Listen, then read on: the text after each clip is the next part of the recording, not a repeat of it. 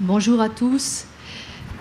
Un très grand merci à Sarah de venir et de répondre à notre invitation. Sarah Mesa qui, malgré la chaleur terrible que vous aussi supportez, merci à vous d'être là, malgré aussi cette chaleur un peu difficile, mais on va réussir à la faire baisser. Vous allez voir avec le livre de Sarah. On arrivera à sentir l'humidité de sa forêt et on se sentira mieux. Je suis accompagnée aussi de Juliette, qui est comédienne et qui lira des extraits du roman de Sarah Mesa. Quelque chose d'extraordinaire, Sarah a décidé de faire l'intégralité de l'interview en français. Elle veut vous parler en français. Elle répondra donc aux questions en français.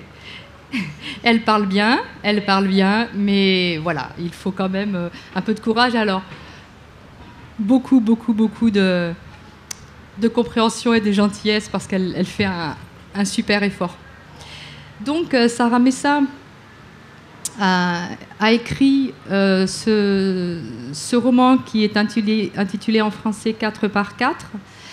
Qui est apparu chez Rivage très récemment, il y a 2 mois ou quelque chose comme ça. C'est grâce à Rivage que ce roman et ce premier roman pour nous s'est introduit en France. Sarah, pourtant, qui n'est pas une débutante dans la littérature, pas du tout. Elle a écrit des poèmes, elle est entrée dans la littérature avec la poésie. Elle a d'ailleurs elle a reçu un prix très prestigieux qui est le prix national de poésie Miguel Hernández. Elle a écrit également 2 recueils de nouvelles. Et avant 4x4, elle a écrit 2 romans que nous n'avons pas encore la chance d'être traduits en France. Donc Sarah, par ailleurs, est andalouse d'adoption. Elle est née à Madrid, mais elle vit en Andalousie, à Séville, depuis sa prime enfance. Et elle a, en plus d'être auteure, écrivain, elle a aussi bien d'autres activités. Elle est journaliste, critique littéraire. Elle a été enseignante dans le secondaire de littérature, si je ne m'abuse, c'est ça. Donc, c'est une personne qui fait beaucoup de choses, outre écrire ce très beau roman qui a été, par ailleurs, finaliste du très prestigieux prix Heraldé. Alors, 4x4 nous emmène dans un lieu très mystérieux qui s'appelle le Wye Brani College. Et je le dis ainsi parce que c'est écrit de façon très drôle dans le roman, vous verrez. C'est bien écrit college, C-O-L-E-D-J. Et ce Wye Brani College est une institution un peu particulière. Est-ce que tu peux nous dire un peu à la fois de quoi parle ton roman et ce qui se passe dans cette drôle d'institution? Oui. Bonjour, merci à tous pour être ici malgré la chaleur. Merci la Comédie du Livre pour l'invitation. Je vais essayer de parler en français, mais je m'excuse à l'avance pour des erreurs. Mais je crois que si je peux l'essayer, je vais l'essayer. Merci pour la présentation, Sophie. Bien, le Gibran College, comme on dit, c'est une institution scolaire qui est très fermée et un endroit qui est isolé au milieu d'une forêt, encerclé par une forêt et non loin d'une ville morte, une ville qui a été abandonnée par ses habitants. Et les élèves qui sont dans l'école sont de 2 types, on peut dire. D'un côté, il y a des élèves qui sont de familles aisées, riches, qui pensent que ces enfants sont un pensionnat sûr. Sûr? Oui, un pensionnat dans lequel ils sont en sécurité. Sécurité, parce que la vie est devenue insupportable dans la ville et c'est un endroit de refuge, plus ou moins. Et d'autre côté, il y a des élèves qui sont boursiers, ils les appellent des spéciaux, et sont des élèves qui sont des enfants, les personnes qui travaillent dans l'institution. Bien, la idée c'est un peu d'intégration, mais c'est une chose un peu hypocrite, oui. Hypocrite, parce que la réalité c'est la division non seulement entre les élèves d'un type et de l'autre, mais aussi entre les professeurs, un type de professeurs et de l'autre, l'institution, la direction du centre et des autres professeurs, les travailleurs et les professeurs, etc. Il y a beaucoup de différences et une stratification très forte, une hiérarchie. Une hiérarchie. Une hiérarchie, ça je le dis pour toi. Très fort qui marque la vie de l'école tous les jours. On va revenir sur cette organisation un peu particulière du collège. Le livre est constitué de deux parties très distinctes.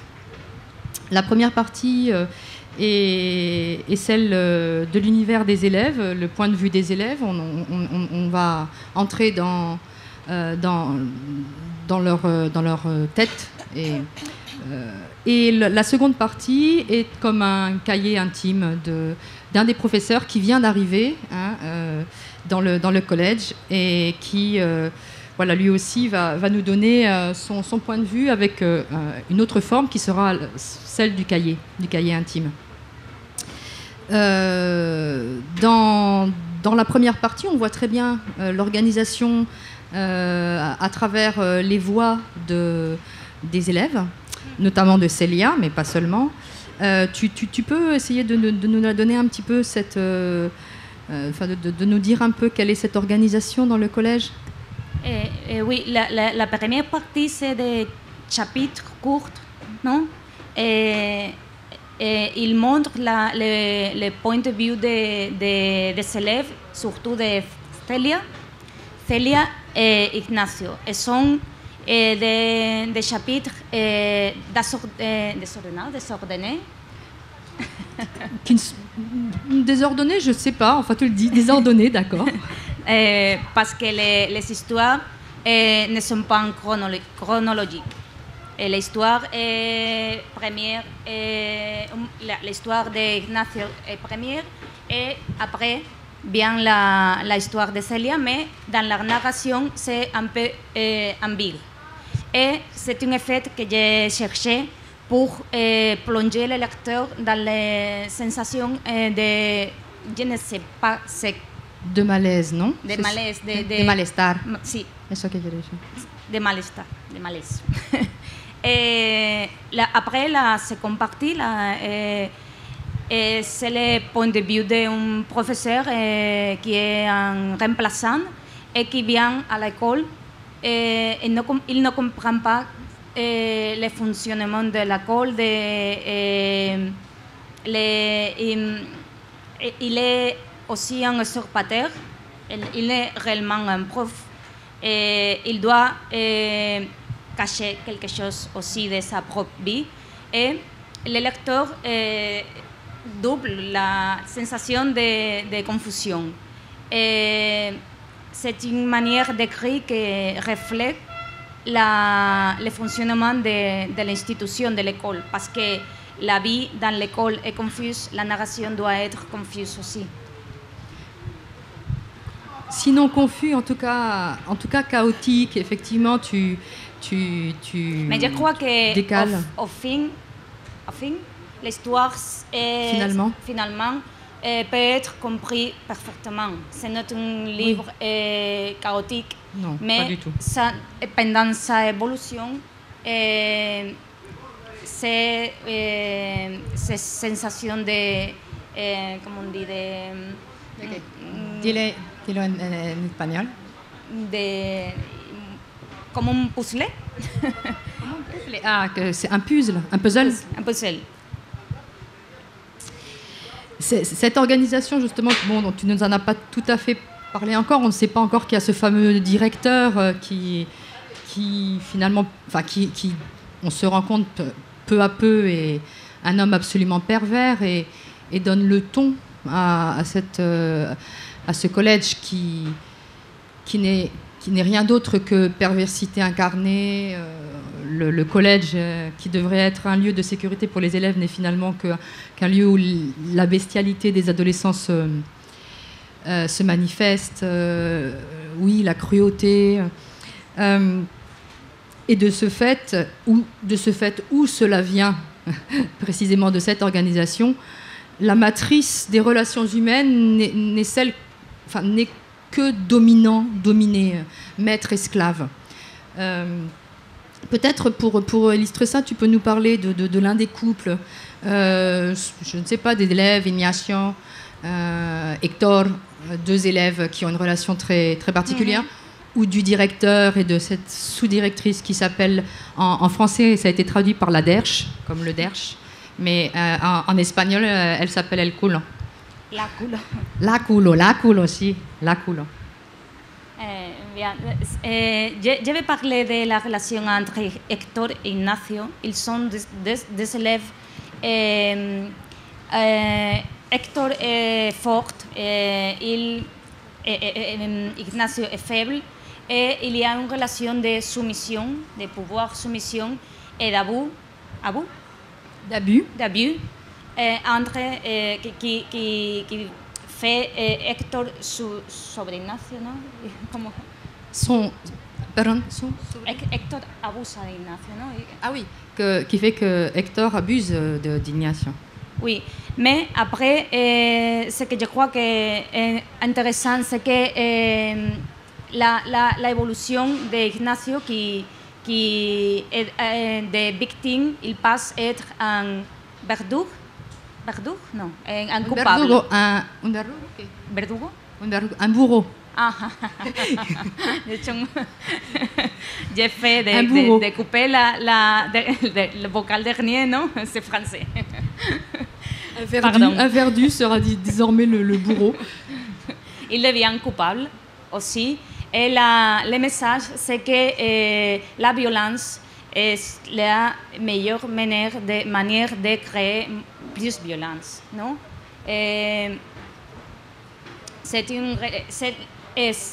Dans mes autres romans, c'est un thème constant, la présence de l'oscillation entre le pouvoir et la soumission.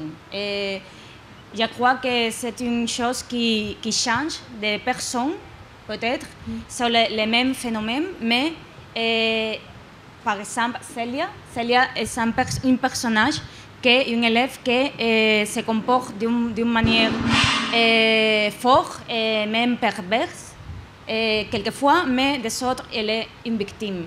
Je crois que la manière d'écrire les personnages ne doit pas simple.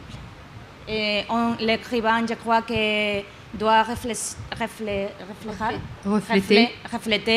l'ambiguïté, la complexité de l'être humain.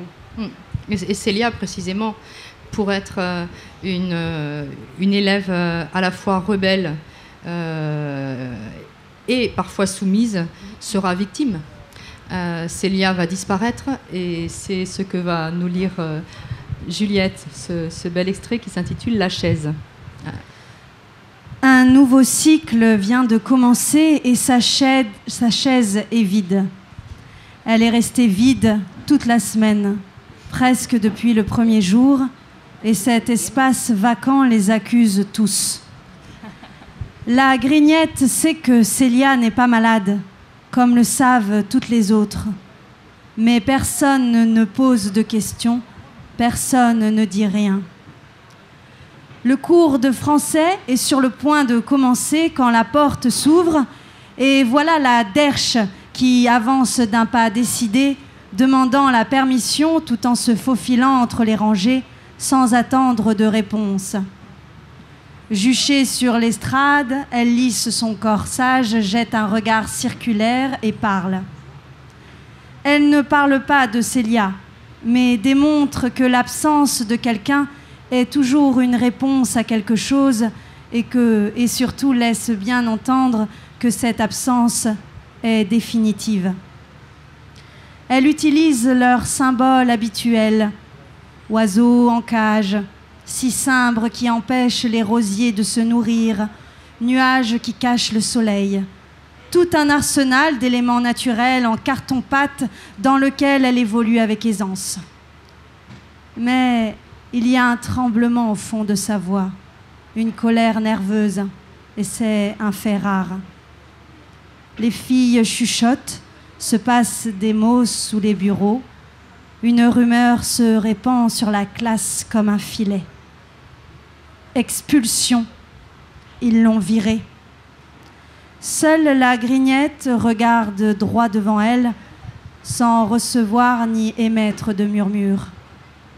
Dans ses yeux vides, nulle confusion, tout juste de l'impuissance. Le regard de la derche ne la vise pas, ni celui du professeur de français. Personne ne s'intéresse à elle, personne ne la craint, parce qu'elle n'a jamais eu d'importance et ne représente pas non plus de danger maintenant. Qu'est-ce qu'elle a pu faire? On le voyait venir. Ils en ont mis du temps. Moi, ça me fait de la peine.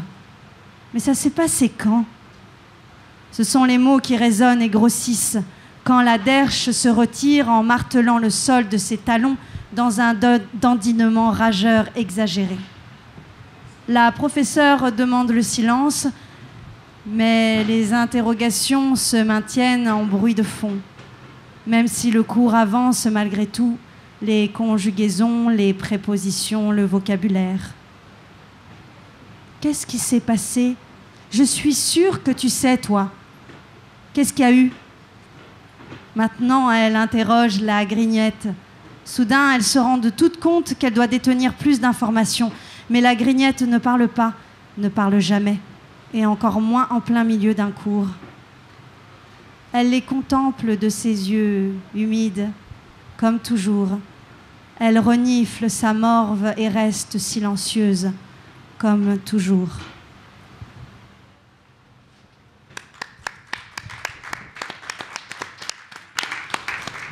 Merci beaucoup, Juliette. Sarah, tu as envie de commenter ce passage où effectivement le trou, l'absence, la disparition révèle quelque peu un régime totalitaire? Bien, ce qu'elle a lu, c'est un exemple très bon de le fonctionnement de l'école, de le régime totalitaire en général, que c'est la loi du silence. Non, les choses qui n'est pas pour non, que on n'est pas qu'on n'a pas pu, on n'a pas pu dire, qu'on n'a pas pu dire, on n'a pas pu dire. Et les narrations c'est structuré avec les non-dits, les sous-entendus. Les élèves ne parlent la Grignette, est l'unique élève qui sait ce qui a passé, mais elle elle choisit pour le silence, parce que le silence est plus sûr, sécure. Le silence est plus sûr, oui. Yo estoy cayendo. Me estoy desinflando. Bueno, si quieres, si te sientes mejor, podemos hablar en español y bueno, te hago un poco la traducción. Bueno, voy a continuar un poquito. Vale. Elle est super courageuse. Elle est en train de faire un exploit absolu sous 40 degrés. On est en train on se liquéfie toutes les trois. Et elle, malgré tout, elle dit oui, je continue à parler en français. Je suis têtue. Têtue? Ouais, t'es têtue. Oui, t'es têtue, ça. Vas-y, continue tranquillement.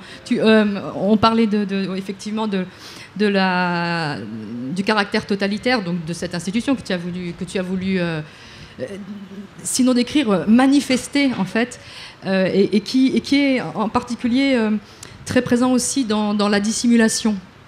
Dans le roman, tout est dissimulé, tout est faux, tout est falsifié, l'histoire du collège est fausse, le professeur est faux, et enferme un secret, évidemment, dont on ne va pas parler, mensonge, dissimulation, tout cela est finalement la nourriture de ce totalitarisme, comme l'absence, comme le trou. Hein. Oui, bon. C'est un analyse parfait. Je crois aussi que c'est important dans mon roman l'importance de la manque de liberté et la perversité, aussi la sécurité, la fausse sécurité qui donne l'internat pour perdre la liberté. Non, la contradiction d'habiter ou vivre avec sécurité, mais sans liberté. Et c'est vrai que, évidemment, ce type de régime, ce type d'organisation est anxiogène, et l'ambiance du roman est aussi anxiogène. On a cette tonalité fantastique qui est très présente, alors notamment évidemment avec la forêt qui l'entoure, des animaux un peu bizarres, une forêt très toxique. Peut-être qu'on peut découvrir avec un second extrait que va nous lire Juliette. Samedi 18 novembre. Les week-ends sont étranges ici, lents et ennuyeux. Les gens se volatilisent ou se replient. Il règne un calme malsain, quelque chose de tapis derrière la quiétude. L'immobilisme m'écrase, cette congélation qui semble se densifier au fil des heures. Je me plains? J'ose me plaindre? Pas du tout. Personne ne m'interdit de prendre ma vieille Seat Leon et de m'en aller. Il n'y a qu'aux élèves qu'on limite le droit de sortie. Nous bénéficions d'un tour de garde et de la complaisance de la hiérarchie qui nous laisse prendre l'air les jours de congé. Mais moi, pour le moment, je ne vais pas partir. Je ne saurais pas où aller. Je demeure donc dans ce collège. Vaincue par l'ennui, je finis par corriger toutes les rédactions qui restaient en attente. Je m'y attelle lentement, mais quand j'en viens à bout, il me reste beaucoup de temps à tuer. J'allume la télévision, je commence un nouveau livre, je regarde par la fenêtre. Aujourd'hui, il s'est mis à pleuvoir. Les feuilles des arbres tourbillonnent, s'accumulent et se dispersent à nouveau selon les caprices du vent. Je peux passer un long moment à les observer sans même tenter d'imaginer un sens à leurs mouvements. Finalement, je prends mon parapluie et décide de faire un tour dans l'espoir de croiser un de mes collègues. En vain. Tout est vide. Je parcours le jardin parfaitement entretenu, net, bien équilibré. Une alternance minutieuse de pergolas, de petites places et de bancs. Au fond s'étendent les esplanades de gazon qu'on dirait toujours fraîchement tondues, avec son odeur de fourrage. Je vois la chienne qui court sans arrêt comme une folle. Il y a quelque chose d'étrange chez cet animal, comme une nostalgie ou peut-être la réminiscence d'une sauvagerie. Je l'appelle, mais elle me fuit, méfiante. Je marche en essayant de ne pas perdre l'équilibre avec mon parapluie qui se retourne à tout moment et en prenant soin de ne pas mettre les pieds dans le gazon boueux. Mes chaussures font plof-plof de toute façon. J'avance aussi vite que possible vers le bâtiment de la bibliothèque. La porte est ouverte. Planté au milieu du hall, un chat persan me regarde fixement. Le silence est troublant. Pas exactement dense, mais épais. Comme s'il me transformait moi-même en un être plus lent ou plus lourd. Il y a une qualité anormale dans les ombres, une température insalubre, comme altérée. Je ressors immédiatement. Je contourne le bâtiment des dortoirs divisé en 2 ailes, comme tout dans le collège. Et j'arrive à l'annexe colorée qu'ils ont construite pour les enfants boursiers. En face, il y a une autre annexe plus sombre pour les dortoirs des employés. Plus loin, sur un terre-plein hauteur, se dressent cérémonieuses les maisons de Monsieur J et le sous-directeur en briques rouges avec leur toit à double pan. Je crains d'être allé trop loin. Je fais demi-tour. Je marche à la lisière du bois le long de la clôture métallique, jalonnée à intervalles réguliers par les caméras de sécurité. Sinistres et odorants, les arbres cachent de drôles d'oiseaux qui ululent, croassent, glapissent. Je n'y connais rien en ornithologie, je ne sais pas les distinguer. Il est bien possible qu'eux, en revanche, me distinguent des autres habitants du collège. Peut-être m'observent-ils. Je regagne ma chambre, les vêtements trempés et les chaussures pleines de boue. Je constate que durant mon absence, on est venu faire le ménage. On a emporté aussi mes vêtements sales et changé les draps. Je m'inquiète d'être toujours incapable de mettre un visage sur la personne qui se charge de ces tâches. Ce cahier était resté ouvert sur la table. N'importe qui aurait pu le lire. C'est ma faute. Je devrais être plus prudent.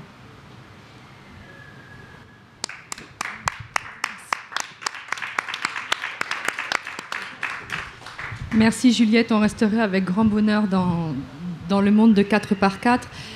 La rencontre avait pris un petit peu de retard au début et il convient que de ce fait on la raccourcisse un tout petit peu. Donc juste pour terminer, pour conclure, on quitte 4x4 pour parler de ton dernier roman qui a apparu aussi très récemment en Espagne, qui s'intitule Cicatriz. Cicatrice. Si tu veux bien, tu nous en dis quelques mots, notamment quels en sont les thèmes, de quoi ça traite. Ma nouveau roman, c'est une histoire d'un amour particulier, un amour fou, comme on dit. C'est une histoire de malsanité, obsession. Une obsession, oui, malsaine. Une obsession entre un fille, un garçon, un fils qui se connaît sur l'internet et qui ont une relation à distance. À distance? Une relation à distance par internet, oui. Et très centrée dans l'imagination et la construction irréelle de l'autre personne. Et c'est une chose qui peut devenir dangereuse. Cicatrice, c'est aussi un très très beau roman ce n'est pas encore traduit, ça vient de sortir en Espagne, ce sera traduit probablement très peu chez Rivage. C'est aussi un très beau roman où l'obsession, où la perversité est à nouveau traitée. Vous pouvez trouver ces 2 romans sur le stand de la Comédie. Je vous rappelle donc le titre en français dont on a parlé, 4x4 chez Rivage. Et je n'ai pas ici le roman qui s'intitule Cicatriz, qui est publié chez Anagrama et qui est le tout dernier roman. Un dernier mot, on se dit au revoir. Je ne comprends. Que nos despedimos. Ah, bien. C'est bon parce qu'on va mourir. Tu vois, on a résisté. On est merci très beaucoup. On a résisté. Merci, Julien, merci à tous. Merci à Sarah. Merci à Juliette.